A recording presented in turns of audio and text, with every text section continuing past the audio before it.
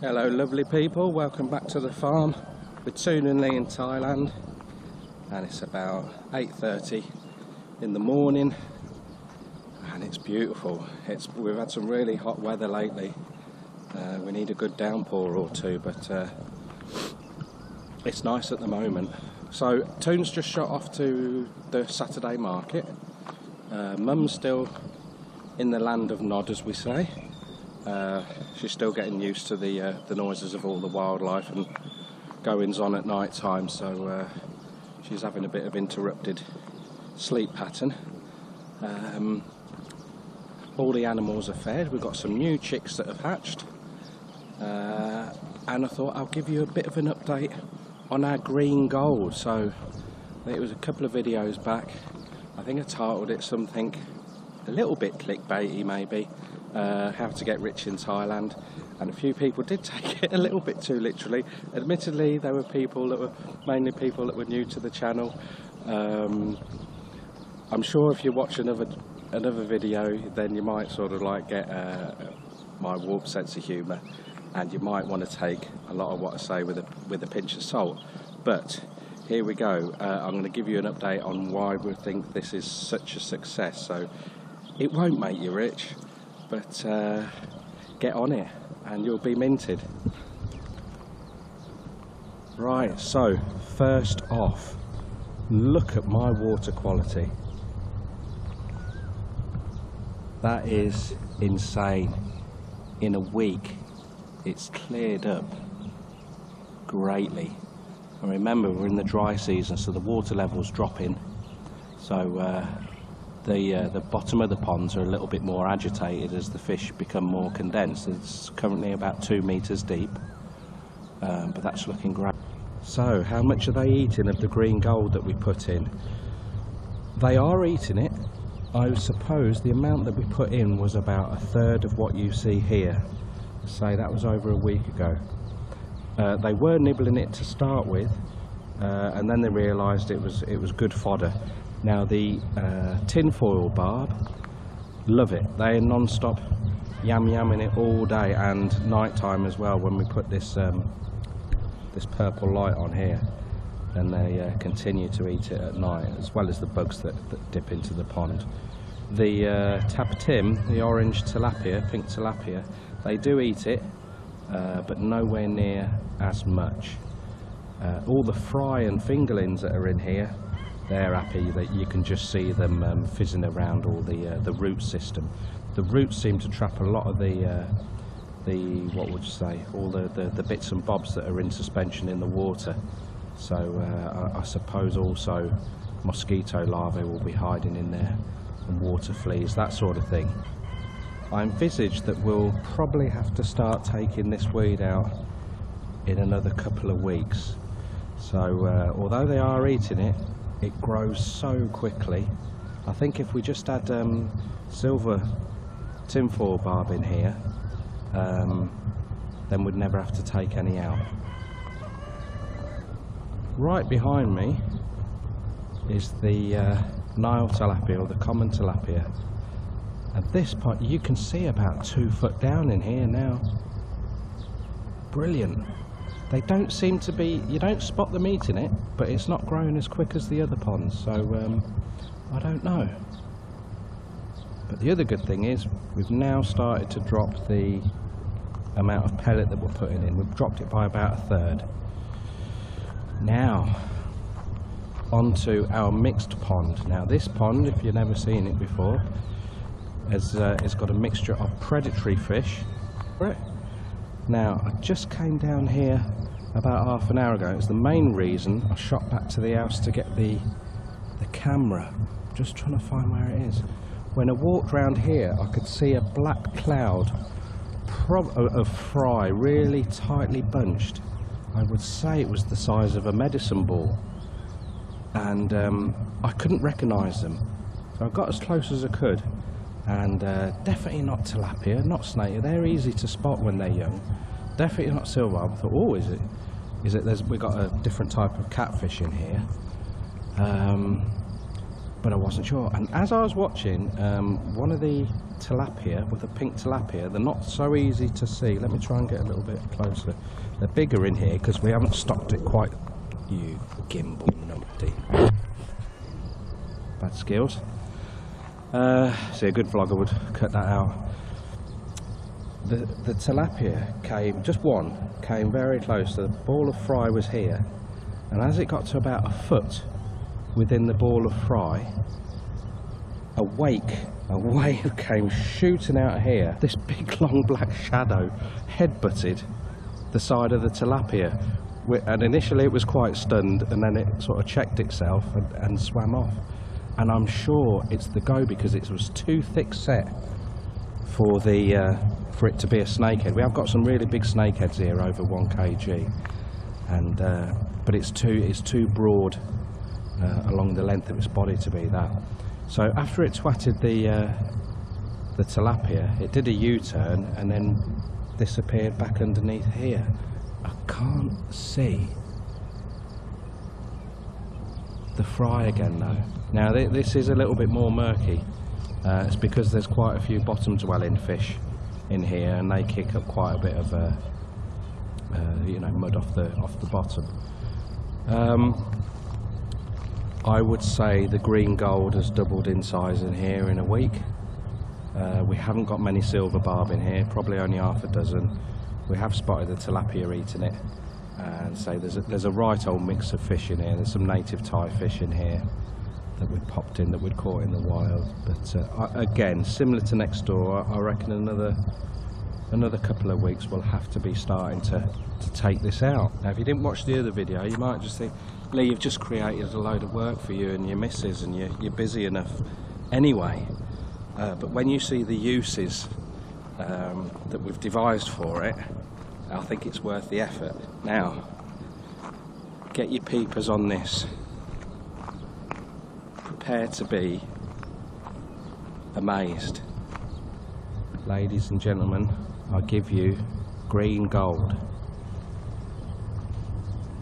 Are we taking Are we taking any of this out every day?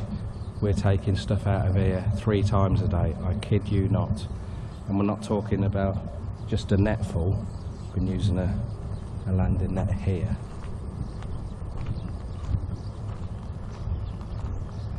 We're taking about 50 netfuls out using this.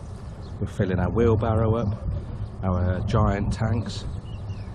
And so what are you doing with it, Lee? Why are you so happy just growing water weeds? The ducks love it. Now, it's not been a total success with the ducks with this though. They only like the root system. So what we did, we put that in their pond to start with. They weren't that keen on it, apart from the roots. So we bunged it through the shredder. They eat everything, absolutely everything. So it's still, you know, a little bit labour intensive, but if we weren't using this, then we'd be still shredding about 3 banana trees a day. And of course, once this is shredded, it's a lot more dense than the bananas. Very, very little waste at all. And it's turned everyone's poo green, so that's always interesting. So what else are we doing with it? Why can't we keep up with it? Well, this is 5 days ago. This was my trial composting. Well, when I say compost, we haven't compost, it's mulching. And it's gone like a really soft, rubbery consistency. We have had a little bit of drop of rain, and there's quite heavy dew at night at the moment, but when you get to the midday sun, this goes like tissue paper. You can see it's breaking down quite a lot, but when you see a new lot put on, then you'll see a big difference.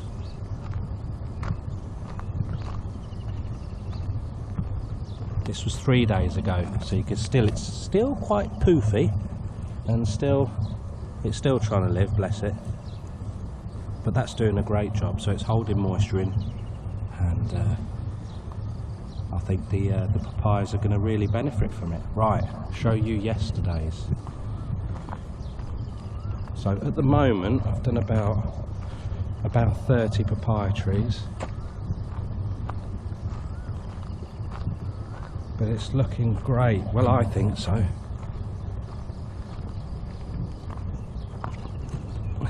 But it's just brilliant. Now we have got about another 10,000 papaya trees to go. No, I suppose we've got about another 100 trees to go. But now we've stopped ferrying it around to the other ponds and everything, we can just concentrate on getting it out. So we have, I don't know how many loads it is now for the ducks each day. A lot. And then every time we get a spare half an hour, we'll come and do another 10 papaya trees. Now I'm not going to go over there, but mainly because I haven't got the key to the gate. But in Vince's domain, I've just seen two big birds fly out there. Come on, Gimbal, give us a chance.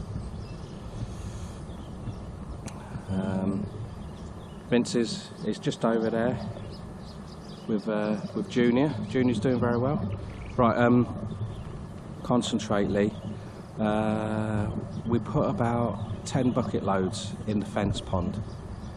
That is taking hold now, but the big fish are eating it. The geese also eat it, but of course we've only got 3.5 geese at the moment. The ducks again, they only sort of like peck at the roots. So another success story there. We did talk about even putting it in the lake that's been started over here, but when that's drained, for the rest of it to be dug out, it would make catching the fish a lot more tricky. Now, someone did mention, well, come up with a good question, say, how are you going to net your fish now, Lee? You've just bloody covered it with a green carpet. The throwing net does go through it. It does slow it down a bit, so it's not as good.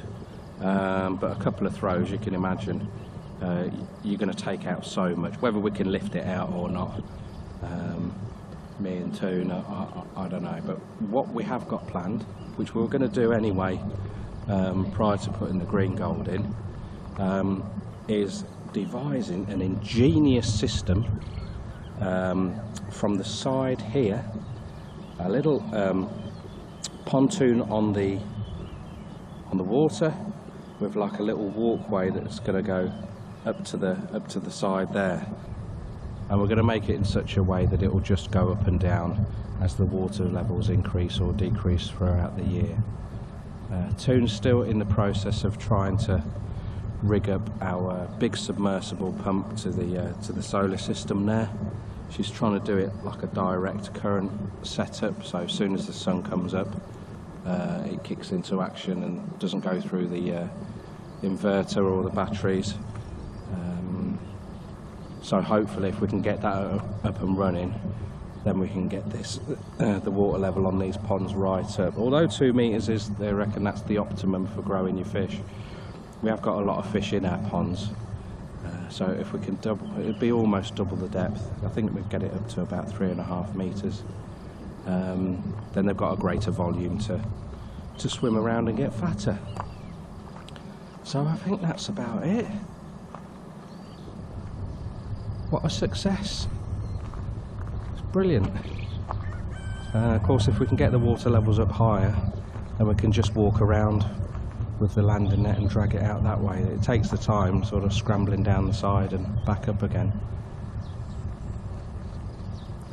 But really happy. So it's cutting our feed costs down, and it's going to be an incredible asset for mulching our crops and bits and bobs on the farm. Of course, most of our soil on the farm isn't like this. This is the excavated earth from a year ago. I call it moon rock. It's just basically a collection of stones and poor quality soil.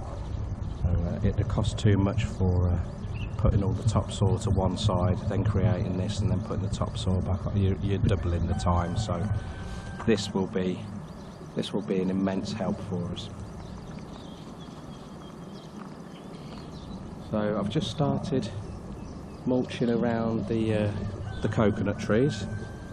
After that, it will be our successfully transplanted papaya trees. You can see that quite a few of our papayas, they've got more than one plant going. That was my fail-safe system.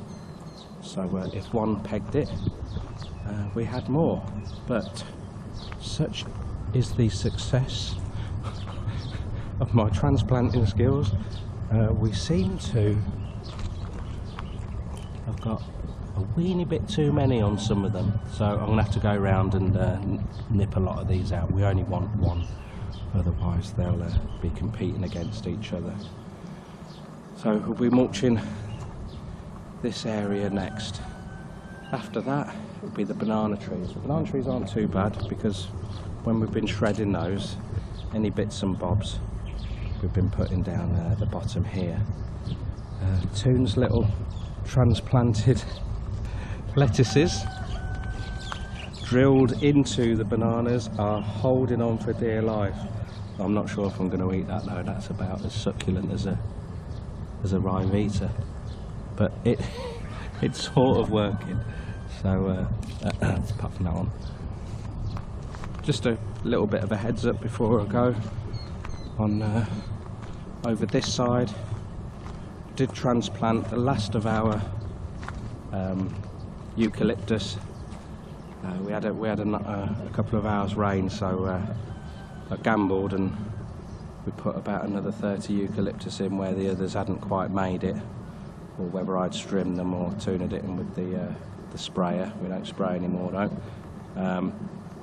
And then we've basically had 100 degrees heat every single day since then, so some of them are looking a bit arid, but I have started watering them. So that's the eucalyptus, all the little gaps filled up. There's a few more dotted here and there, but we won't worry about those. They're only about 1 bar each. So as soon as the rainy season comes, any of the gaps that we discover, we'll just replace those. Had started ripping all the crap up in between the palms before we put the irrigation pipe. Toon's laid the irrigation down there. I was supposed to just rip up everything, and I lost me pin on my plough, so we've just got another one. We'll pop that in. That won't come loose. So it'll be one more whiz round, then the irrigation pipe will be put in position, and that'll be that. We've also, if you just look past our palms, follow them down there, we've got an old couple of lines of eucalyptus. Just past there, that little line of greenery is cassava, and it's a woman that we know quite well, and she's basically said, look, I'm taking them out tomorrow, digging out the cassava, do you want any plants? And she's got 2 types, one which doesn't crop that well. She said we can have as many as we like for free, or we can have this super humongous growing one for I don't know, Toon said up to her really, but I think she's going to give her about 300 or 400 baht for a full rye. I think the reason she's so generous about it is when she planted her rice way back last year, the day after she threw all the rice seed in, we had such heavy rains, it washed all her rice seed onto our land. And it's alright, just spotted a snake. See, I don't kill all snakes, do I? So the other side of our lake here, all her rice was coming up there, and we were going to give it, we thought, oh, bloody right, that's a bonus, free rice, we'll cut all that and give it to our ducks. And the day before we were going to do it, the lady popped round the house and said, I know it sounds cheeky, but can I come on your land and take my rice back? So of course we said yes, and it just shows you you literally do get, you reap what you sow, don't you? So she got her rice back, and now we're going to get our cassava plants, and the plan is just to, going the wrong way now, just to put half a dozen rows in between the lines of our palms, and then you can leave them from 1 year to 2 years to grow before you rip them out. They won't always be there. once the palms are a couple of years old, there won't be much room left with the canopy that gets formed, so we'll rip them out. But at least it's not dead land for a couple of years, and hopefully we can make a few squid. Right, that's it then. Well, I suppose I could show you our water levels on the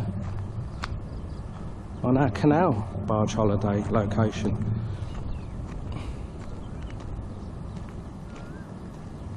Still waiting for our go ahead on it. The reason it's taking so long is that I'm sure most of you know that the big vote's coming up at the end of this month, and then the 3 mayors that are involved on the prospect of digging out here, then they'll formulate a plan.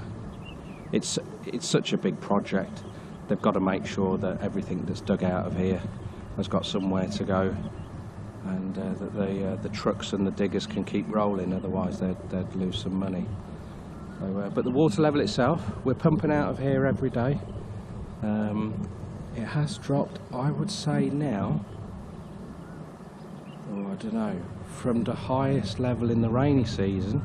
You can see down the side here, it was about 1 foot up the side of the shelf. So from the highest point of the rainy season down to now, I would say it's dropped 2 foot, which is bonkers. I thought it'd be about 4 or 5 foot down by now. And considering also we've got this massive island that's sucking up water continuously, so when that's all gone, and of course this year's rain season wasn't really a rain season for us, we're going to be able to hold so much more water. It's going to be brilliant for irrigating our crops, and holding a nice level in here for growing the fish nice and big. We have decided we are going to be creating a Bear Grylls island on the lake, so in the future you can have a week's survival or a few nights survival out there. Tune will drop you off in the boat, so it'll probably be about a 3-hour trip. Thinking about it, it might be worth suspending a rope across there so you can pull yourselves out. You don't want to be going round in circles for half a day and losing valuable fishing time. Right, that's it from me and Coco Chanel. Bless her, she is not wearing well, is she? There you go, eh? I don't know, there's still something about her though, isn't there, eh?